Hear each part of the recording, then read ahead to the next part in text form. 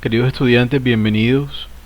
Estoy muy emocionado de decirles que este es el comienzo de su tercer corte y esto es muy importante porque ¿qué quiere decir esto, muchachos? Quiere decir básicamente que están a un corte de conquistar su primer semestre y su primer semestre es su primer semestre.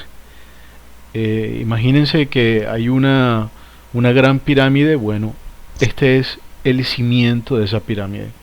Así que felicitaciones, espero que a todos les vaya muy bien y así como de abrebocas les puedo decir que si ustedes se dan cuenta, todos los temas que hemos tratado son temas muy importantes. Estos no dejan de ser importantes, también los van a acompañar en toda la carrera. Vamos a ver básicamente la persona natural, la persona jurídica y los atributos de la personalidad. Y en esta primera clase vamos a ver lo que es la persona natural.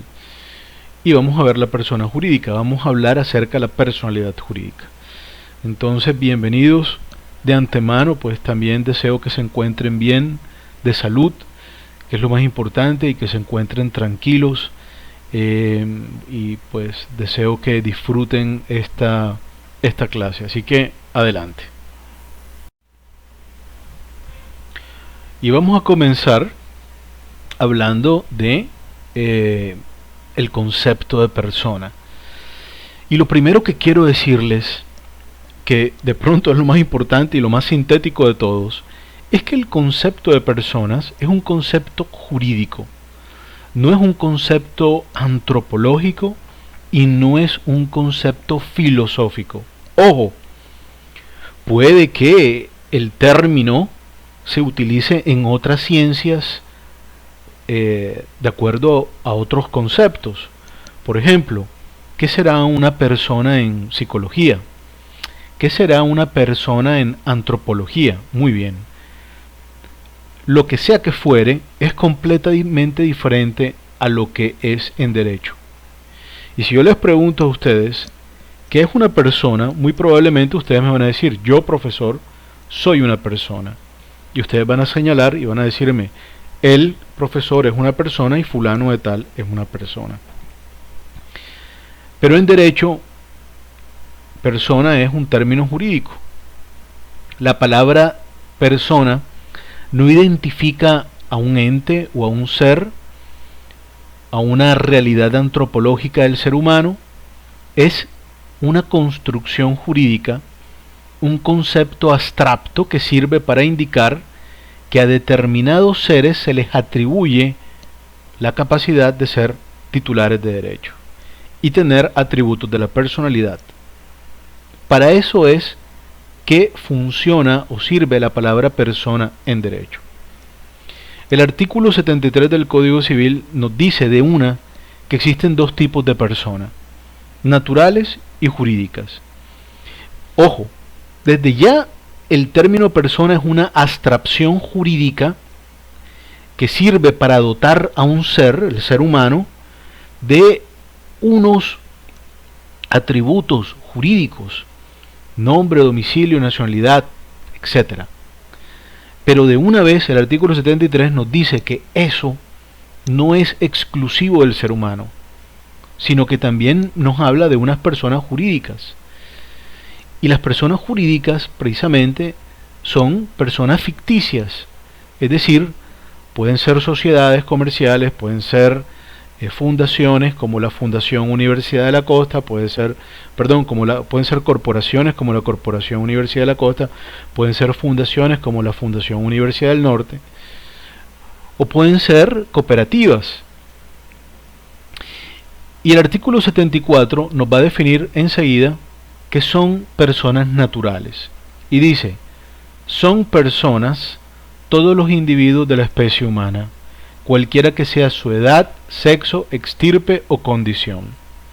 Entonces sabemos que existen dos tipos de personas, naturales y jurídicas, y sabemos que las naturales son personas humanas, porque dice: son personas todos los individuos de la especie humana, cualquiera que sea su edad, sexo, estirpe o condición. Si se dan cuenta, el artículo 74 habla de estirpe. Ese término, mis queridos estudiantes, es un término absolutamente mandado a recoger. Ese no es un término, digamos, que se da dentro de una república. Ese es un término que se da en una monarquía. Hay que ver que nuestro código fue una adaptación que se hizo del Código de Napoleón, y el Código de Napoleón se forja en un imperio, no en una monarquía, pero en algo muy parecido, en un imperio. Luego existía una estirpe. Hoy en día ese tipo de cosas no existen, no deben existir, ¿ok? De manera que tratemos de no entender esa palabra estirpe ahí como el concepto que es, sino que es un agregado, digamos, herencia de donde surge el código. Pero lo importante acá es saber que una persona natural o personas naturales son individuos de la especie humana, ¿ok? Entonces ya saben, para resumir, la persona o el término persona no tiene que ver con un individuo en sí, con un ser humano, o sea, sino que es un concepto abstracto que se le da a los individuos de la persona humana cuando es persona natural, pero ahora vamos a ver desde cuándo. Y por eso vamos a ver ahora cómo sigue esta clase. Sigamos. Si bien el artículo 74 del Código Civil dice que persona es todo individuo de la especie humana, cuando el derecho comienza a considerar a un ser humano persona, es, de acuerdo a lo que vamos a ver aquí en el artículo 90, es cuando esta persona, cuando este ser humano nace. El artículo 90 dice: existencia legal de las personas. La existencia legal de toda persona principia al nacer. Esto es, al separarse completamente de su madre.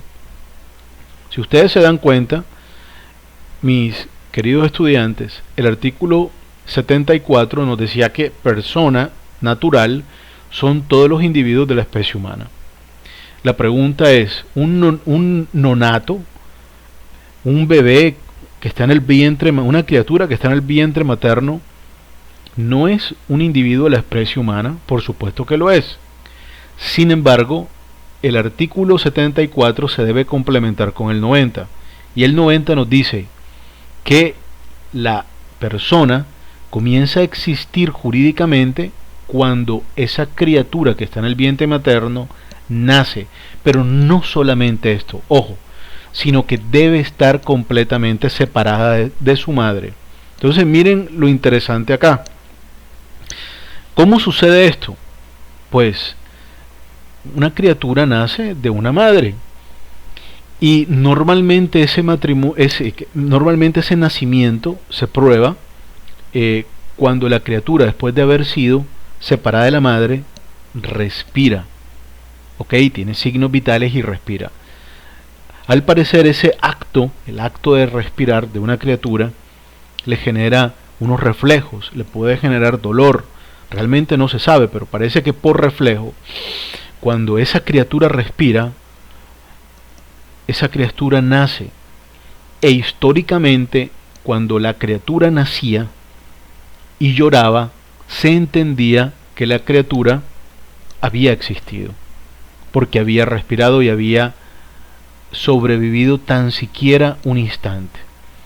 Cuando esto ha ocurrido en toda la historia que tiene vigencia este código, se ha considerado que ese ser humano es una persona, es decir, ha nacido, ha sido separado de su madre, ha vivido tan siquiera un instante, y la prueba era que había llorado.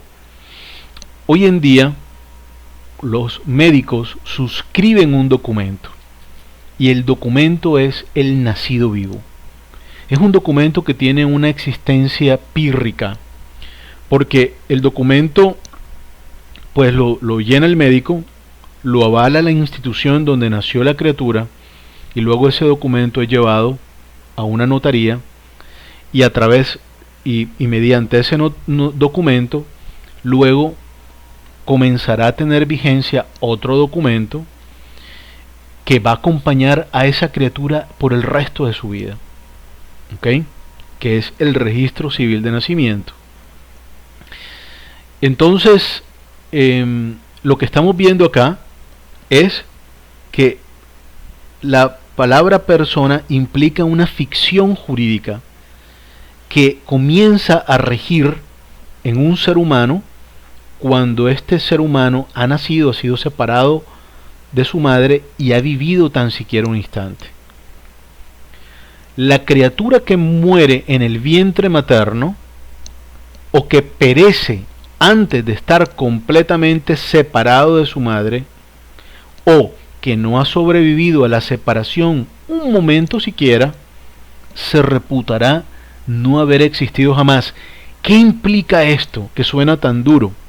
No es que sea duro, ojo, eso no quiere decir de que no se proteja la vida de la criatura que está en el vientre materno. Por supuesto que se protege. Ojo, esto quiere decir que si una criatura no nace viva, ojo, o muere antes de estar separada de su madre, o no sobrevive a la separación de la madre, sobre esa criatura no se expedirá un registro civil de nacimiento. Ojo, y si no tiene un registro civil de nacimiento, no puede ser considerado persona, o no puede ser considerada persona. Eso no quiere decir que a esta criatura no se le vaya a dar una sepultura de acuerdo a la religión o rito de los padres. No quiere decir de que no se le ponga en la lápida un nombre. Todo puede ocurrir. Eso puede ocurrir sin ningún problema. Lo que quiere decir que esta persona, esta criatura no tendrá un registro civil de nacimiento. Para el Estado colombiano no ha existido. Para el Estado colombiano solo existen las personas que tengan un registro civil de nacimiento.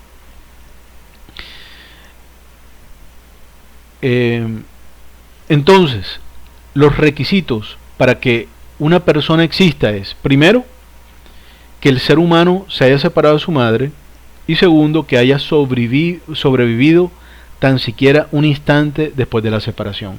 Si se cumplen estos requisitos, el médico certifica eso a través de un documento que le llaman nacido vivo, y luego este documento es portado a una notaría de jurisdicción del lugar del nacimiento, y esta notaría expide un certificado que va a acompañar un documento que es el registro civil de nacimiento, que va a acompañar a ese ser humano ya siendo persona toda su vida.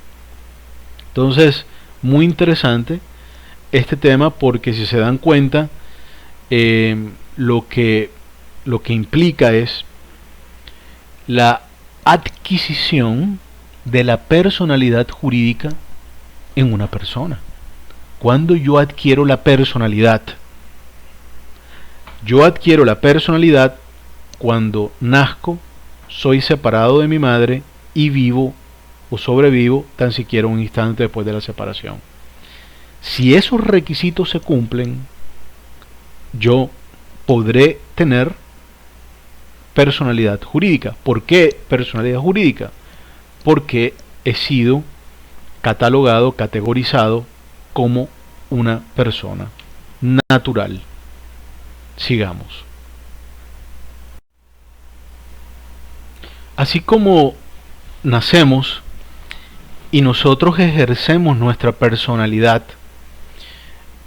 jurídica, no quiero que confundan, por favor, personalidad jurídica con persona jurídica. Personas jurídicas son entes ficticios, a los cuales también están dotados de personalidad jurídica. Y las personas naturales son seres humanos dotados de personalidad jurídica. Personalidad jurídica implica que los seres humanos tienen atributos de la personalidad y son titulares de derecho. ¿Ok? Pero eso mismo tienen las personas ficticias. ¿Ok? Eso mismo tienen las personas ficticias. Esas personas ficticias también tienen atributos de la personalidad y también son titulares de derecho. Entonces no quiero que me confundan el término persona jurídica con personalidad jurídica. Personalidad jurídica la tienen tanto personas naturales como persona jurídica. ¿Ok? Muy bien. Nuevamente. Ustedes saben que hay dos tipos de persona, natural y jurídica. ¿Ok? Ambas, personas naturales y personas jurídicas, tienen personalidad jurídica. La personalidad jurídica implica o quiere decir que tanto las personas naturales como las personas jurídicas o ficticias pueden ser titulares de derecho y tienen atributos de la personalidad. ¿Ok? Muy bien. Ahora estamos hablando de la persona natural, más adelante vamos a hablar de la persona jurídica. La persona natural, ya vimos cómo surge esa personalidad jurídica a través de cómo ya se considera un ser humano persona natural, y ya vimos que ese ser humano tiene que cumplir unos requisitos, y es nacer, haber estado separado de la madre y sobrevivir tan siquiera un instante. Ahora vamos a ver cuándo cesa la personalidad jurídica en el ser humano, y eso es cuando muere la persona natural. En el artículo 94 del Código Civil se habla del fin de la existencia y dice que la persona termina con la muerte natural. Entonces surge la persona natural con el nacimiento y haber sobrevivido un instante a la separación de la madre, y termina la persona natural, por supuesto, eso incluye adentro la personalidad jurídica de esa persona natural, con la muerte natural. Ese probablemente debería ser el fin común, el fin esperado. ¿Qué se espera? Se espera que una persona durante toda su vida ejerza los atributos de la personalidad, durante toda su vida se realice, participe en el mundo a través del ejercimiento de sus atributos de la personalidad, y que esa persona tenga una vida productiva y muera de manera natural. ¿Ok? Ahora vamos a ver unos casos apartes. Por ejemplo, ¿qué ocurre si una persona natural cae en coma profundo?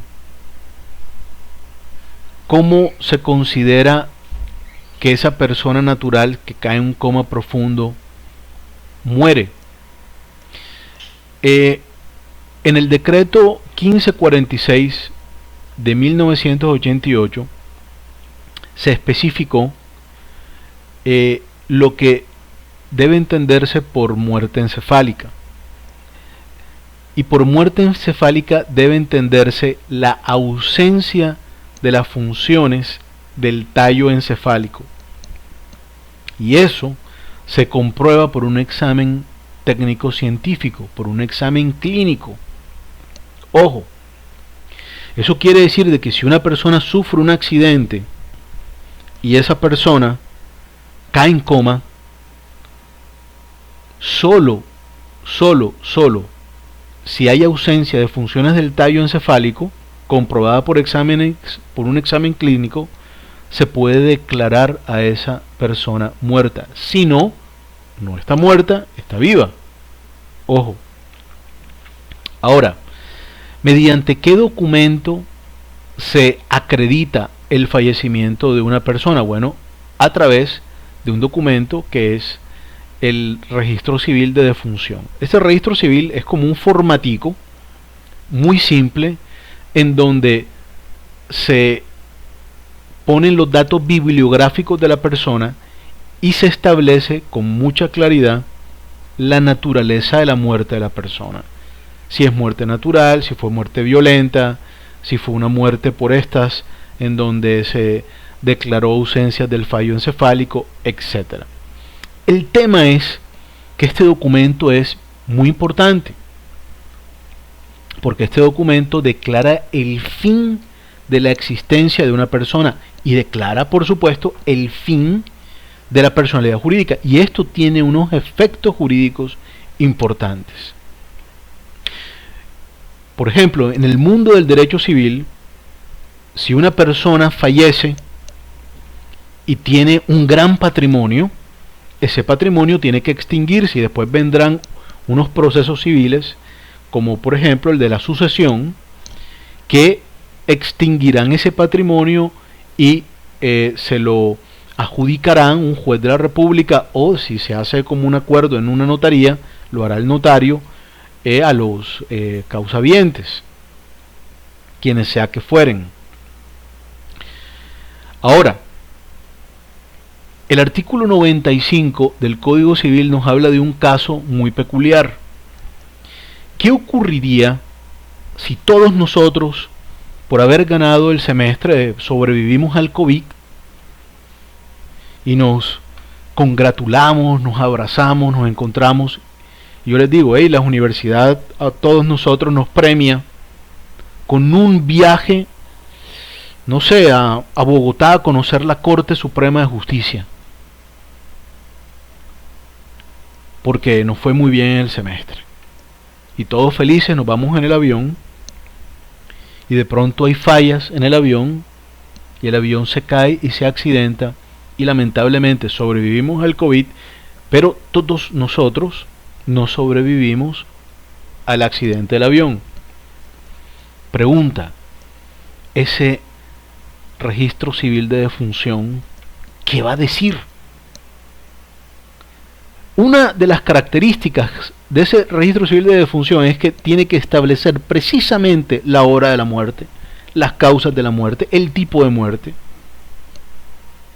En el caso nuestro, ¿cómo se va a saber la hora precisa de la muerte, la causa precisa de la muerte?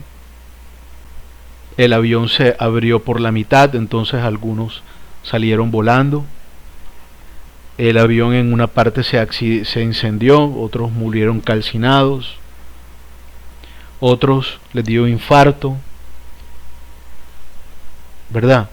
Cuando el avión se estrella, uno muere primero, el otro después. Entonces, para eso existe un artículo del Código Civil que se llama la conmoriencia. Vamos a leerlo. Dice: si por haber perecido dos o más personas en un mismo acontecimiento, como en un naufragio, incendio, ruina o batalla, o por otra causa cualquiera que no pudiese saberse el orden natural en que han ocurrido sus fallecimientos, se procederá en todos casos como si dichas personas hubiesen perecido en un mismo momento y ninguna de ellas hubiese sobrevivido a las otras. Bueno, este artículo divinamente redactado, mentira, muy mal redactado, les contesta a esa pregunta. Ojo, se procederá en todos los casos como que si todos hubiéramos perecido en un mismo momento. Entonces se declara un momento para la muerte de estas personas. Todos nosotros tendríamos en nuestro registro de defunción la misma causa de la muerte y la misma hora de la muerte.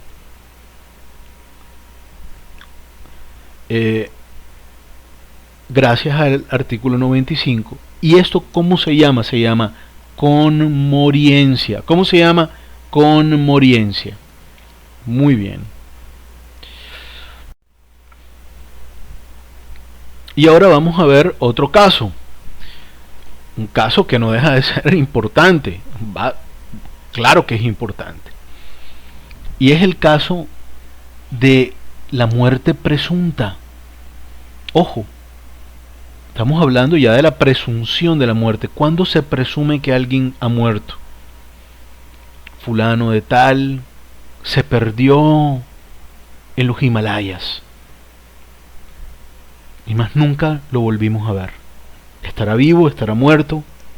¿Qué habrá sido de la vida de esa persona? ¿Cómo habrán sido los últimos momentos? ¿O estará vivo?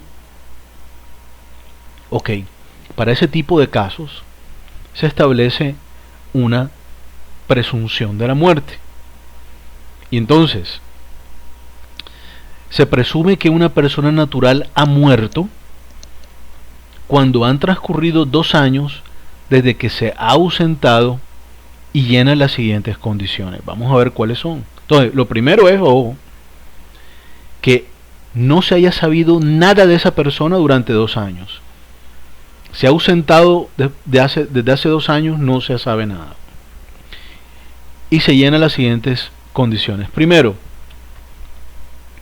que esa presunción de la muerte sea declarada por un juez.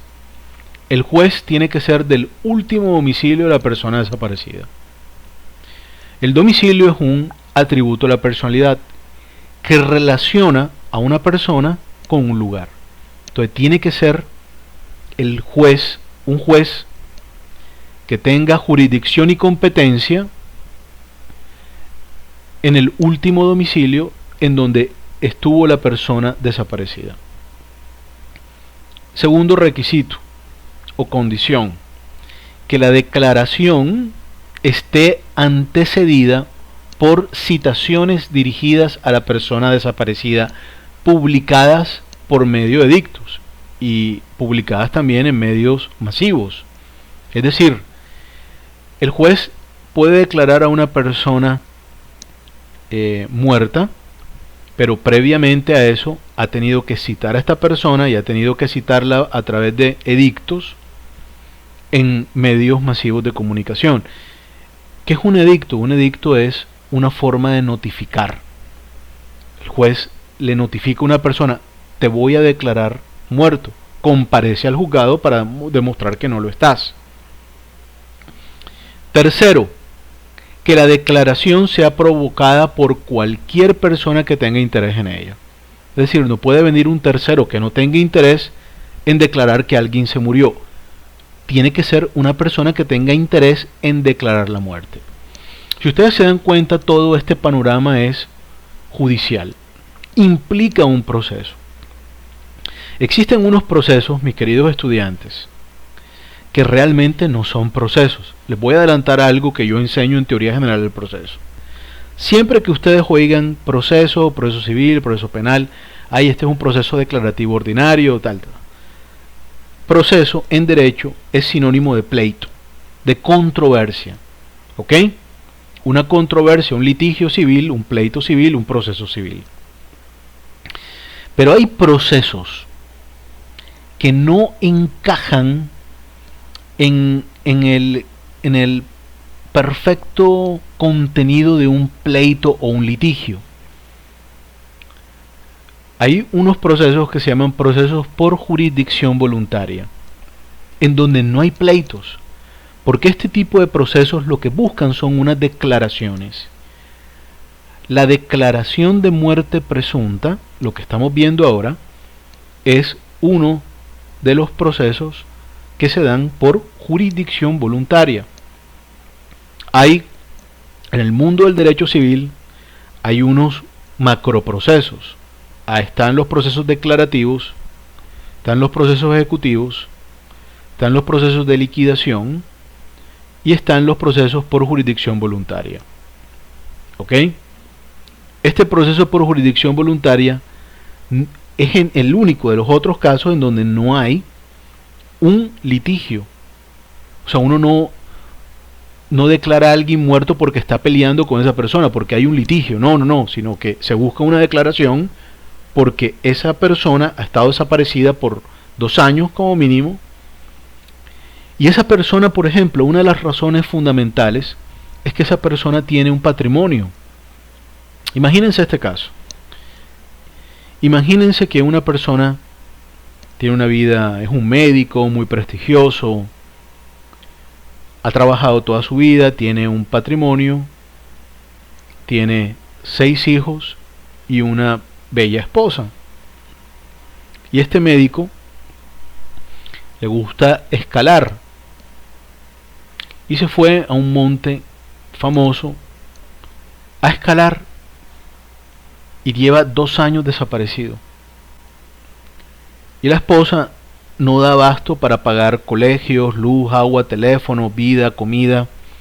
Y este señor tiene a su nombre, tiene un patrimonio de muchas cosas. Entonces, indudablemente acá la esposa, estoy poniendo el ejemplo de lo que es la presunción de muerte, es la más interesada en declarar la muerte de su esposo.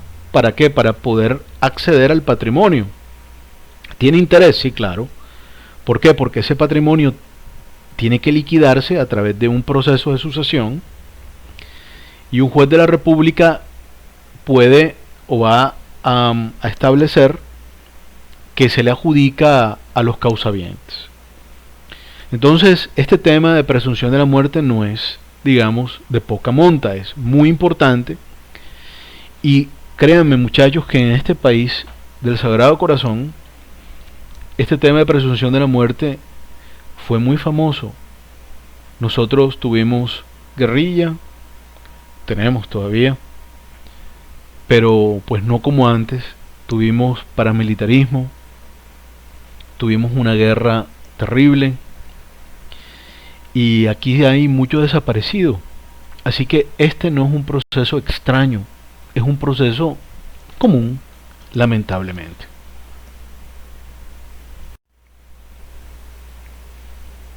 Ahora vamos a comenzar a hablar de la persona jurídica. Sin embargo, necesito que pongan mucha atención a esto que les voy a decir. Normalmente se entiende que una persona jurídica es una persona colectiva, es una persona ficticia colectiva. ¿Qué quiere decir que es colectiva? Una persona ficticia compuesta por varias personas naturales, pero también puede ser compuesta por personas naturales y personas jurídicas o solo por personas jurídicas. Entonces, aquí alguien alza la mano y me pregunta, profe, ¿eso quiere decir que una empresa puede ser hecha por un conjunto de empresas? Y yo le digo, sí, claro, es totalmente loable y posible, pues son personas. Recuerden que la personalidad jurídica es un tema ficticio, abstracto, que implica tanto personas naturales como personas jurídicas. Ok. Sin embargo, hoy en día, en Colombia, existen personas jurídicas que no necesariamente son personas colectivas. Hoy en día ya un solo ser humano puede poseer, además, puede ser dueño, puede poseer una persona jurídica. Pero esto comienza a ocurrir en Colombia a partir del año 2008. ¿Ok? ¿Cuál es el fundamento constitucional de las personas colectivas? El artículo 38, que habla de la libertad de asociación. Y esto es una cosa muy importante, muchachos, porque normalmente este artículo es un artículo que produjo la Revolución Francesa y es un artículo que nos llega a nosotros días. Es un gran logro del republicanismo. Por supuesto que monarquías bicamerales que tienen una cámara en donde el pueblo tiene el poder político, también ya consiguió eso, también libertad de asociación. Pero esto es un gran logro. ¿Esto qué quiere decir? Que las personas pueden asociarse libremente para hacer arte, pero también para hacer empresas y para hacer negocios. ¿Dónde está ese gran regalo, esa gran libertad que tenemos nosotros? En el artículo 38. La Corte Constitucional ha sostenido que este derecho tiene su raíz en la libre voluntad de las personas, en el deseo de las personas que quieren perseguir fines lícitos a través de una organización unitaria en la que convergen, según su tipo, los esfuerzos, recursos y demás elementos provenientes de sus miembros y que sirven de medio para la realización del designio colectivo. A la libre constitución de la asociación, sin perjuicio de la necesidad de observar los requisitos y trámites legales instituidos para tal efecto. Se adiciona la libertad de ingreso y la libertad de salida. Muy bien. Eso, un extracto que he pegado ahí a propósito de la sentencia C-41 de 1994 de la Corte Constitucional. Otro artículo increíblemente importante que resulta fundamento de las personas colectivas es el artículo 333 de nuestra Constitución Política, que dice que la actividad económica y la iniciativa privada son libres dentro de los límites del bien común. Entonces, libre competencia económica, es un derecho que supone responsabilidades. La empresa se entiende que es la base del desarrollo, tiene una función social que implica obligaciones.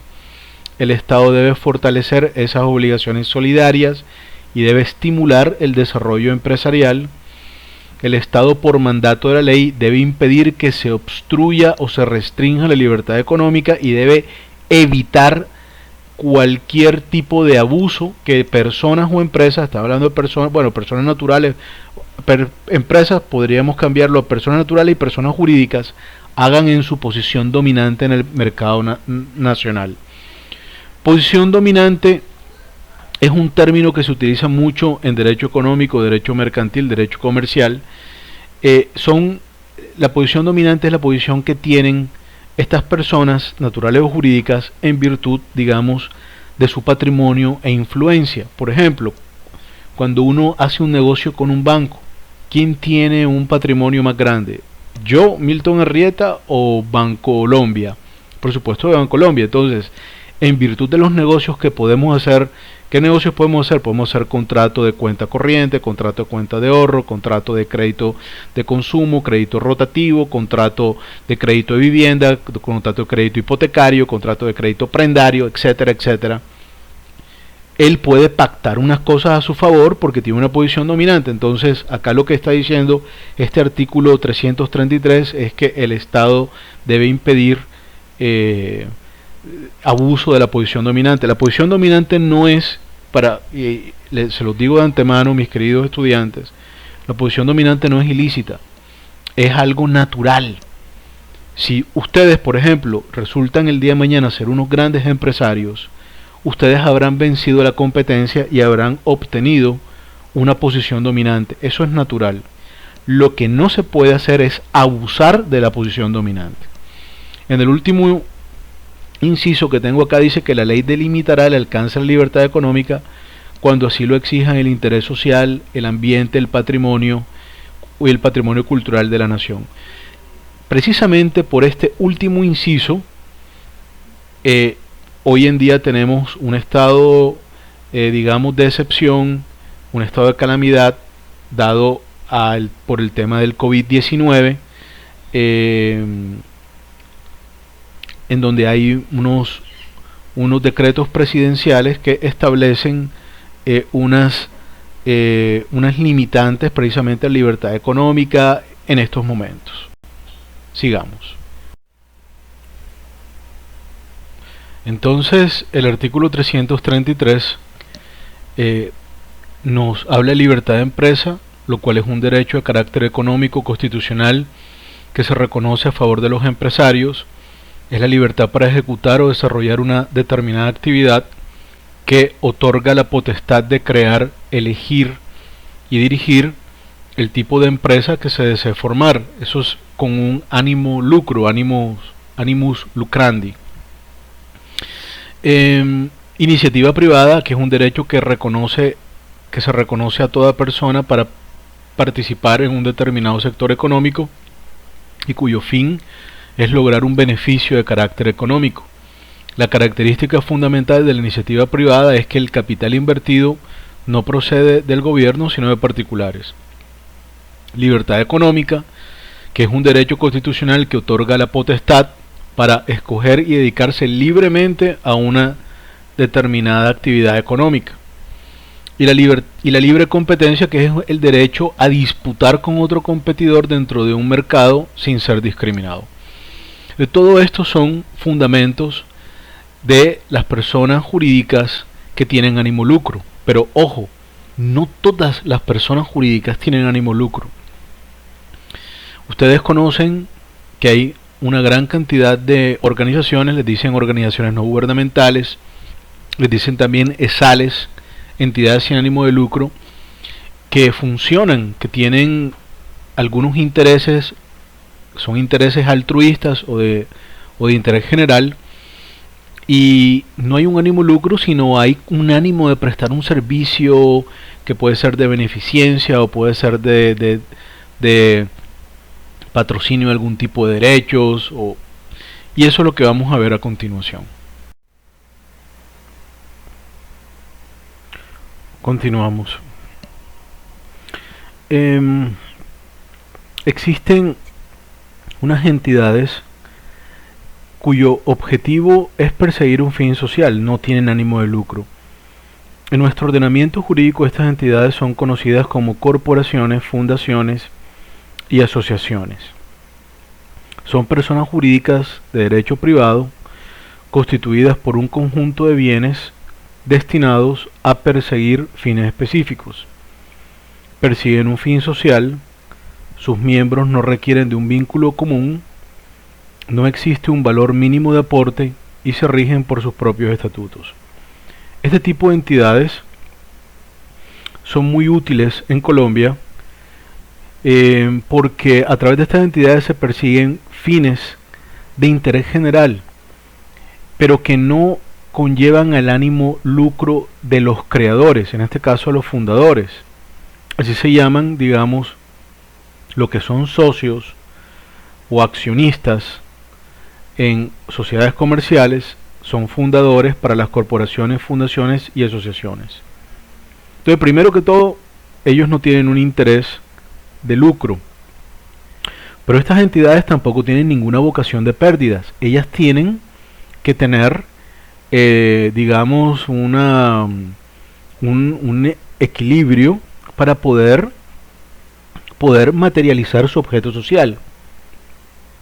Aquí yo he puesto varios ejemplos de entidades sin ánimo de lucro, lo que también se llaman con el acrónimo de ESALes: Fundación Provivienda Social, Involúcrate, Encuéntrate, Cúrate Fundación, Amores Son Acciones. Pero también puedo darle otros nombres: Asociación de Padres de Familia, Fundación Universidad del Norte, Corporación Universidad de la Costa, etc. Estas entidades no tienen vocación de pérdida, necesitan ser viables para poder funcionar y para poder tener operatividad y para poder cumplir el objeto social. El objeto social es a lo que se va a dedicar esta corporación, fundación o asociación. Esto no quiere decir que porque tenga, por ejemplo, como Amores Son Acciones, que es un tema de beneficencia, eso no quiere decir de que los fundadores y todo el personal que trabaje no tenga un salario. Por supuesto que sí. El tema es que en estas entidades no va a haber un reparto de utilidades a fin de un periodo. Estas entidades deben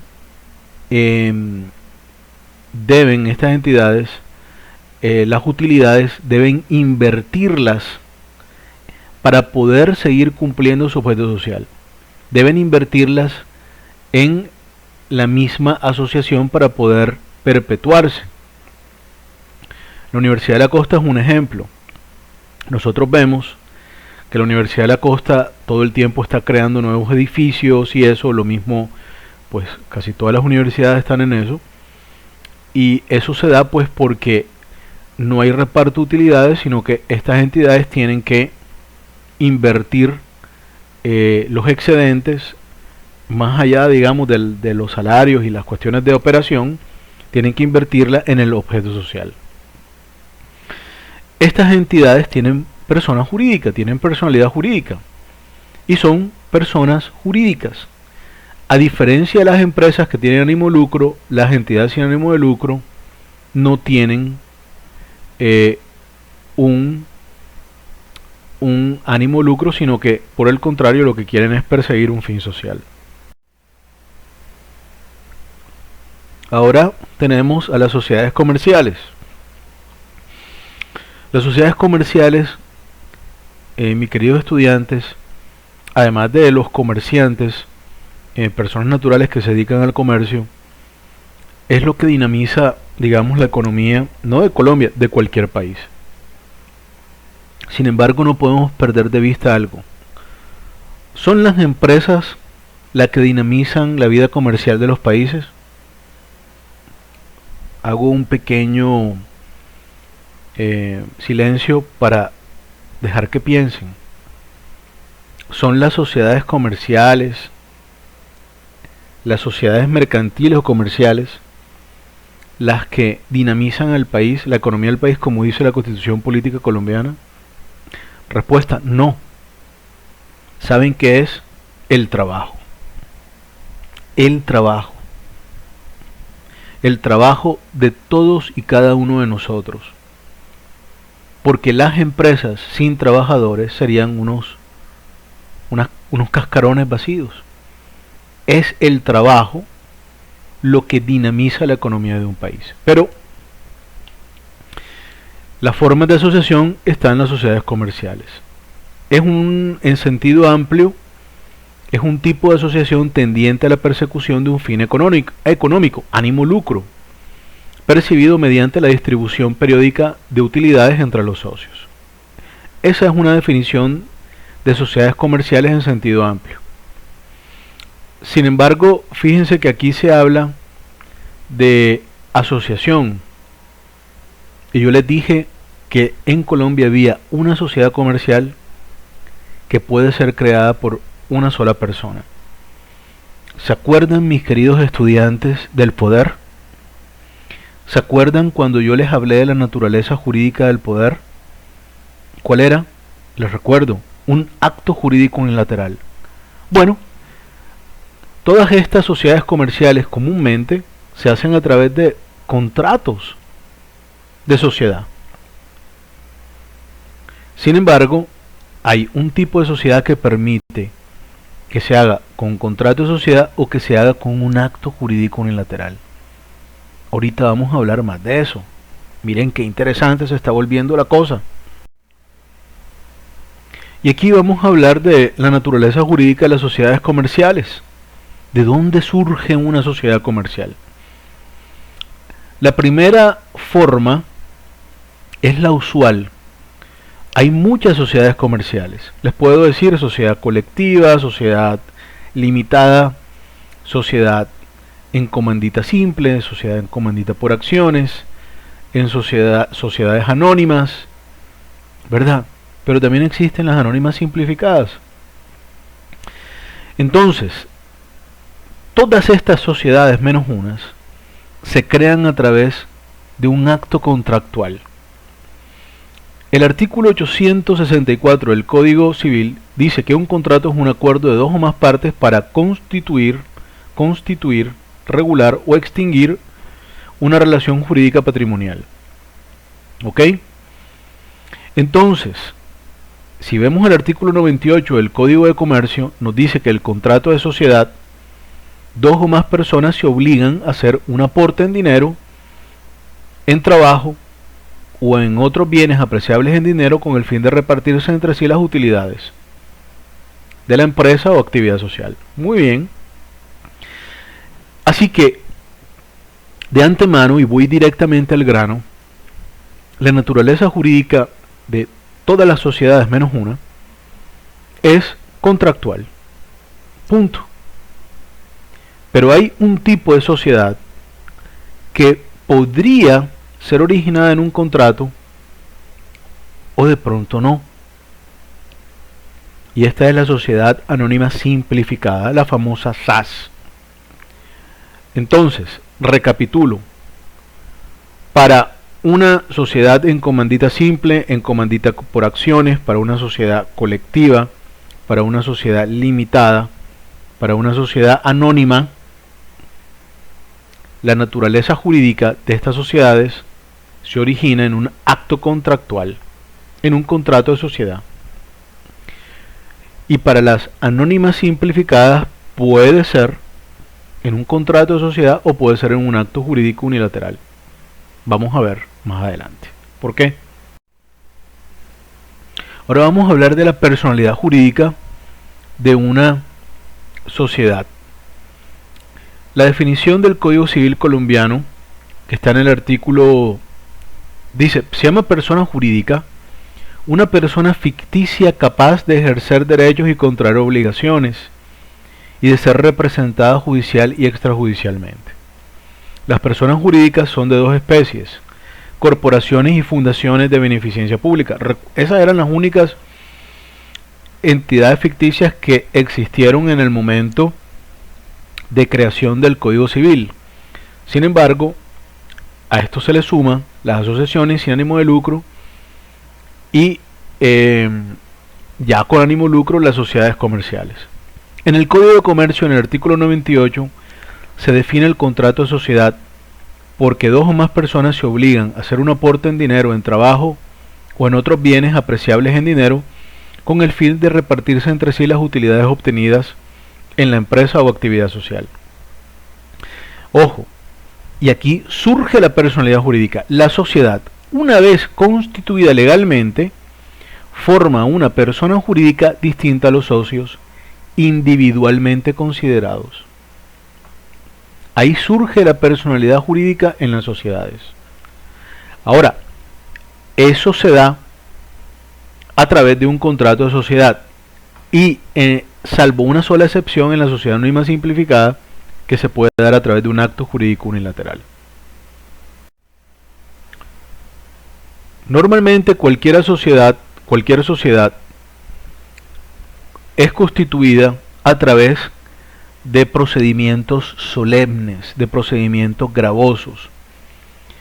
¿En qué sentido? En el sentido que tiene que intervenir un notario público que da fe del acto y eleva el instrumento de constitución de sociedad, el contrato de sociedad, a escritura pública. Eso hace que sea un trámite oneroso, que cueste dinero. Todas las sociedades se rigen por este procedimiento, son procedimientos solemnes. Tiene que existir una escritura pública que da origen a la sociedad y luego esa escritura pública se registra en la Cámara de Comercio de la jurisdicción, donde tenga jurisdicción, y luego se expide un documento que es el documento de existencia y representación legal de sociedades comerciales. Y ahí, o también existencia y representación legal de entidades sin ánimo de lucro. Y ese documento certifica la personalidad jurídica de una sociedad. La única excepción a la regla vienen de las sociedades anónimas simplificadas. Yo les dije que les iba a decir el porqué, y esta es la razón. Porque la ley prevé que este tipo de sociedades puedan hacerse a partir de un simple documento privado. No hay que pasar por el notario, no hay que gastar hojas rubricadas, hojas notariales, pagos notariales. No. Acá se hace el documento privado, que puede ser un acto jurídico unilateral si una persona lo crea, o puede ser un contrato de sociedad si interviene más de una persona, dos o más personas. Y ese documento privado directamente, sin la supervisión de un notario, se lleva a Cámara de Comercio. En Cámara de Comercio hay unos abogados de registro público que revisan el documento y que si lo encuentran conforme a la ley, sobre todo que el objeto social sea lícito, entonces pasan a darle tránsito, a darle vida a ese documento, y luego que quede registrada el documento en el registro mercantil, la misma Cámara de Comercio es la encargada de certificar la existencia y representación de esa sociedad, es decir, que tiene personería jurídica. La sociedad anónima simplificada es la única sociedad en Colombia que permite que la cree una sola persona Eso quiere decir que así como una sola persona redacta el poder y se lo da a otra, acá una sola persona redacta, pone el nombre de la sociedad, pone que es el único socio y pone los estatutos y reglamentos de la sociedad.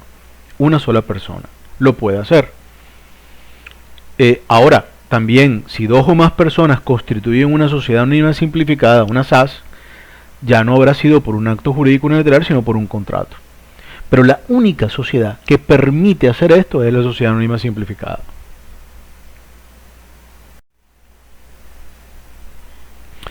Y aquí en esta diapositiva les traigo los tipos de sociedades comerciales que exclusivamente son creadas a partir de un contrato de sociedad, que son las colectivas, en comandita simple, en comandita por acciones, responsabilidad limitada y anónimas. Ahora, en este cuadro vamos a ver las clases de sociedades según el capital, que puede ser partes de interés, cuotas de capital o acciones. O sea, eso de partes de interés, cuotas de capital y acciones es simplemente cómo se llama al aporte que se hace. Existen unas sociedades que están en completo desuso, que se llaman sociedades colectivas. ¿Por qué están en completo desuso? Porque la responsabilidad de la sociedad, la responsabilidad de los asociados, de los gestores, así se llaman los asociados en esta clase de sociedad, en las colectivas, se llaman gestores. La responsabilidad de ellos es ilimitada. Hoy en día, la utilidad que tiene una sociedad, porque una persona como persona natural tiene su patrimonio, tiene su nombre y puede dedicarse al negocio, a hacer negocios. Hoy en día, la razón por la que la gente construye una sociedad es, primero de todo, porque quiere asociarse con otras personas. ¿Por qué asociarse? Hombre, porque él no solo tiene el capital, se unen ideas, se distribuye el trabajo y se crea una empresa. Sin embargo, una de las razones principales por las que la gente crea las sociedades comerciales es porque normalmente las sociedades comerciales limitan la responsabilidad de los socios a los aportes que hayan hecho. Una sociedad comercial, recuerden, tiene personalidad jurídica, tiene atributos de la personalidad, tiene nombre, domicilio, nacionalidad, patrimonio y opera en el mundo real. Celebra contratos. Por ejemplo, el banco, que es una sociedad anónima, Bancolombia, si ustedes van a Bancolombia, ustedes directamente con el banco celebran contratos de cuenta corriente, de cuenta de ahorro, de crédito rotativo, de crédito de libre inversión, de créditos de consumo, de etcétera, tarjetas de crédito, créditos hipotecarios, créditos prendarios, etcétera, etcétera, etcétera. Entonces, este tipo de sociedad anónima, pues el accionista, el que la creó, se llama el asociado del que la creó se llama accionista y el aporte se llaman acciones. Pero acá el punto es que en estas sociedades, por ejemplo la anónima, el banco, los que la crearon, si el banco, por ejemplo, comete un ilícito o comete un acto del cual se depreque responsabilidad civil, contractual y extracontractual, el banco responde con su patrimonio, y si no alcanza a pagarle a todo el mundo con su patrimonio, los socios pagan, pero hasta el límite de lo que hayan aportado. Si uno aportó 10, paga 10, si uno aportó 1.000 millones, paga hasta 1.000 millones. Entonces, eso es muy importante. En las sociedades colectivas no ocurre esta cosa. Y por eso hoy en día nadie crea una sociedad colectiva. Yo creo que lleva más de 20 años en que no se crean sociedades colectivas en Colombia. Y es por esta razón. Se pueden crear, sí, pero no hay ningún abogado, digamos, lúcido que pueda recomendar este tipo de sociedades. Acá, en estas sociedades, el asociado se llama gestor y el aporte se llama parte de interés. Hay otra sociedad que sí se crea bastante en Colombia, que es la comandita simple. Esta sociedad es un modelo mixto entre una sociedad colectiva y una sociedad de responsabilidad limitada. Tiene dos tipos de socios, unos que se llaman gestores, que son los administradores de la sociedad, y otros que se llaman comanditarios, que son, por decirlo de una manera coloquial pero directa, los dueños. El aporte que hagan los gestores se llama parte de interés, y el aporte que hacen los comanditarios se llama cuota de capital. Luego existen las sociedades más importantes en Colombia. Las sociedades que, bueno, la sociedad más importante en Colombia es la sociedad que dinamizó la economía, pero recuerden que lo que verdaderamente dinamiza la economía de un país es el trabajo. Es el trabajo. Y esta gran sociedad que existe y se crean son las sociedades de responsabilidad limitada. Como su nombre lo indica, es de responsabilidad limitada porque el asociado, que acá se llama socio, solamente responde ante terceros hasta los límites del aporte, como les había explicado antes. La denominación del aporte de los socios en la sociedad de responsabilidad limitada se llama cuotas de capital. Luego vienen unas sociedades que son muy famosas, son grandísimas, son las de más poder, las que tienen más poder, y son las sociedades anónimas. Son anónimas porque en todas las demás sociedades, salvo en estas, existe anonimato en los socios. En los asociados, porque socio se llama socio, el asociado en la responsabilidad limitada. El asociado en la sociedad anónima se llama accionista. Y la denominación del aporte se llama acciones. Y luego tenemos las sociedades en comanditas por acciones, que es una mezcla entre una sociedad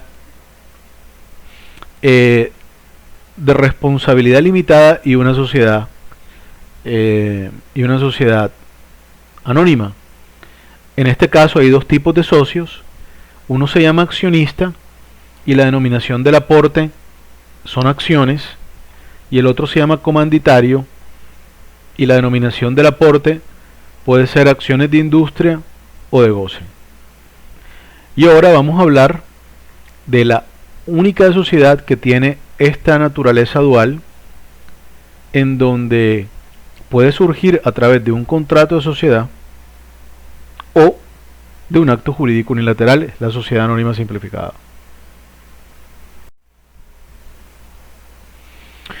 Y ahora vamos a ver pues estas sociedades que son sumamente famosas en Colombia, que son las sociedades anónimas simplificadas. Y son famosas en Colombia porque hacerlas es muy fácil. Como vimos anteriormente, se hacen con un simple documento privado, en donde puede hacerla una sola persona si quiere, y puede construir una sola persona puede crear una persona jurídica diferente a él que obre en el mundo jurídico. Interesante.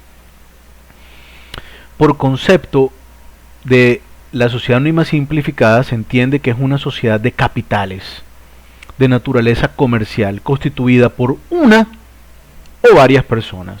Recuerden, cuando la constituye una sola persona, acto jurídico unilateral. Cuando la construyen varias personas, la naturaleza jurídica es un contrato de sociedades que son responsables hasta el monto de sus aportes. Lo que nace como una persona jurídica una vez está registrada en Cámara de Comercio. Características: es una sociedad de capitales de naturaleza comercial, independientemente de las actividades que se definan en su objeto. Mayor posibilidad de crear y desarrollar empresas de acuerdo con sus necesidades y las de los participantes en el contrato social, ya que puede constituirse solo con socios industriales, desarrollar actividades civiles, comerciales, pactar restricción de negociación. Con esto quiero decirles que es una sociedad supremamente dúctil, muy dúctil. Las otras sociedades son muy rígidas. Esta sociedad permite un manejo, se le permite al creador dar un manejo particular. Permite, o sea, básicamente se permite particularizar este tipo de sociedades en un nivel altísimo. Es una sociedad de capitales, de manera que cuenta con un elemento intuito persona, que se hace en consideración con las personas. En este tipo de sociedades el principio de autonomía de la voluntad y el elemento intuito persona prevalece, pues son los accionistas, pues los accionistas pueden elaborar los estatutos. Las SAS no están concebidas para ser inscritas en el mercado de valores. Importante. ¿Cuál es la diferencia entre una sociedad anónima y una sociedad anónima simplificada? Perdón, entre una sociedad, sí, una sociedad anónima y una sociedad anónima simplificada por acciones simplificadas. La diferencia es que una sociedad anónima, que es una sociedad de acciones, puede, si lo desea, cotizar en bolsa. Eso es decir, estar inscrita en el mercado de valores y cotizar en bolsa. Una de las desventajas que tienen las sociedades anónimas simplificadas, a pesar de que son sumamente dúctiles, es que no pueden cotizar en bolsa, o sea, no pueden ser inscritas en el mercado de valores. Si una sociedad anónima le va muy bien y el día de mañana quiere cotizar en bolsa, tiene que hacer una transformación de la sociedad, tiene que dejar su naturaleza de sociedad anónima simplificada y tiene que pasar a ser una sociedad anónima. Estas sociedades se han utilizado también para hacer muchos ilícitos, tal vez por la forma tan fácil de constituirlas y tal vez porque se pueden malear, se pueden moldear o particularizar mucho.